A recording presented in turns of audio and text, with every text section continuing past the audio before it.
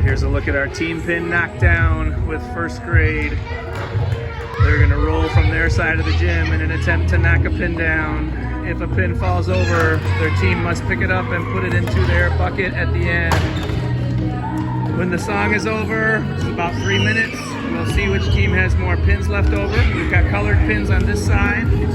And there's my Class Dojo class team maker. White pins on this side. And they'll put them all into this baby pool over here. A little close.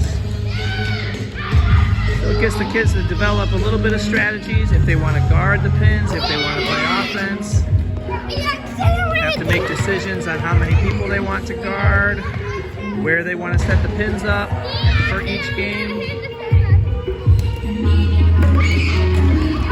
Make sure you roll it, Kendall. Make sure you roll it.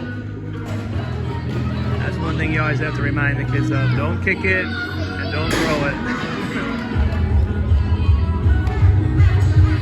There you go. That was a better roll. So we can see we're down to 4 pins there, 3 pins here, and how many over here? Are those down? Okay, 1, 2, 3, 4, 5 pins left here. Nice save.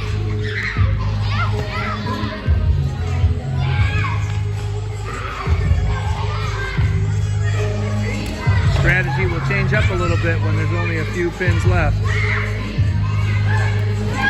Let's call it Team Pin Knockdown. Oh, good block. They're allowed to play defense. They can guard it. They can block it. If they accidentally bump into it and knock it down, then it goes into the bucket. They have to be extra careful not to knock down their own pin.